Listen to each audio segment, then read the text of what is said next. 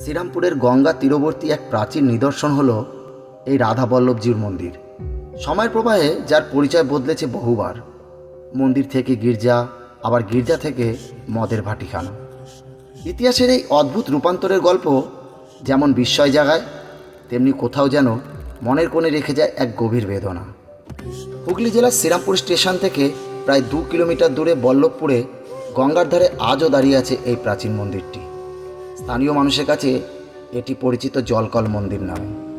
পরিত্যক্ত হাওড়া ওয়াটার ওয়ার্কসের চত্বরে ঝোপে ঝাড়ে ঘেরা এই শতাব্দী প্রাচীন স্থাপত্য যেন নিজের বুকেই লুকিয়ে রেখেছে এক দীর্ঘ ইতিহাসের স্তর।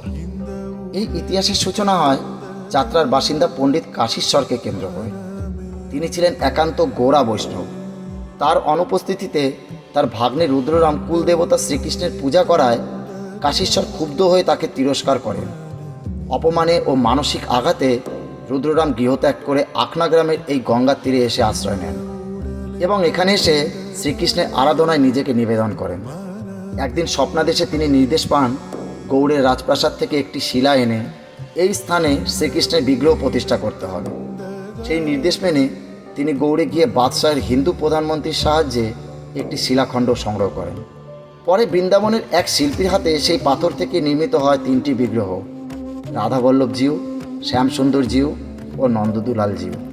1677 খ্রিস্টাব্দে ভক্তদের সহায়তায় রুদ্ররাম গঙ্গার তীরে একটি সুদৃশ্য 8চালা মন্দির নির্মাণ করেন এবং সেখানেই এই 3টি বিগ্রহ প্রতিষ্ঠা করেন। সেই থেকে আকনা গ্রামের নাম হয় বল্লভপুর। টেরাকোটার সূক্ষ্ম অলঙ্করণে সজ্জিত এই মন্দির ছিল একসময় অভূত স্থাপত্যের নিদর্শন। আজও তার গায়ে কোথাও কোথাও পোড়ামাটির পদ্ম বা কল্পলতার চিহ্ন সেই হারানো সৌন্দর্যের সাক্ষ্য বহন করে। এই মন্দিরকে ঘিরে লোকমুখে প্রচলিত আছে এক অলৌকিক কাহিনীও। কথিত আছে বহু বছর আগে স্বয়ং রাধাবল্লভজিউ নাকি এক বালকের ছদ্মবেশে শ্রীরামপুরের মহেশ দত্তের মিষ্টির দোকানে এসে উটকে সন্দেশ খেয়েছিলেন, কিন্তু দাম দেওয়ার মতো অর্থ তার কাছে ছিল না। তাই নিজের হাতের একটি বালা খুলে তিনি মূল্য পরিশোধ করেন। এদিকে মন্দিরে পূজারী পূজা করতে এসে দেখেন রাধাবল্লভজির হাতে সেই বালাটি নেই। খবরটি দ্রুত ছড়িয়ে পড়ে। যখন এই ঘটনা মহেশচন্দ্রের কানে গিয়ে পৌঁছয় তখন তিনি বুঝতে পারেন যে বালকটি তার দোকানে এসেছিল সে কোনো সাধারণ বালক নয়। তিনি সঙ্গে সঙ্গে সেই বালা মন্দিরে ফিরিয়ে দেন এবং সমস্ত ঘটনা খুলে বলেন। এই কাহিনী আজও স্থানীয় মানুষের বিশ্বাস ও ভক্তির সঙ্গে মিশে আছে। তবে সময়ের নির্মমতায় এই মন্দিরও রক্ষা পায়নি।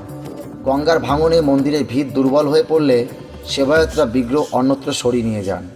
ফলে মন্দিরটি পরিত্যক্ত হয়ে ধীরে ধীরে জীর্ণ হতে থাকে। 1803 খ্রিস্টাব্দে রেভারেন্ড ডেভিড ব্রাউন এই অঞ্চলসহ মন্দিরটি ক্রয় করেন। পরে 1806 সালে পাদ্রী হেনরি মার্টিন এখানে বসবাস শুরু করেন। পরবর্তীকালে মন্দিরটি গির্জায় রূপান্তরিত করেন এবং নাম রাখেন হেনরি মার্টিন প্যাগোডা। তিনি ছিলেন গোঁড়া খ্রিস্টান ধর্মাবলম্বী। হিন্দুরা এই মন্দিরে পূজার্চনা করত বলে এবং মন্দিরটি পরিত্যক্ত অবস্থায় ছিল বলে এই মন্দিরটিকে শয়তানের আবাস বলেও উল্লেখ করেছিলেন, যা সেই সময়কার ঔপনিবেশিক মানসিকতারই প্রতিফলন ছিল। 1806 থেকে 1809 সাল পর্যন্ত হেনরি মার্টিন এখানেই ছিলেন। পরবর্তীকালে শ্রীরামপুরে একাধিক গির্জা নির্মিত হলে এই গির্জার প্রয়োজন ফুরিয়ে যায় এবং আবারও মন্দিরটি পরিত্যক্ত হয়ে পড়ে। এরপরে একসময় এই পবিত্র স্থানকে মদ তৈরির ভাটিখানায় পরিণত করা হয়। এখানকার উৎপাদিত মদ প্যাগোডা রাম নামে পরিচিত ছিল, যা এই স্থানের ইতিহাসে এক গভীর বিদ্রূপের অধ্যায়।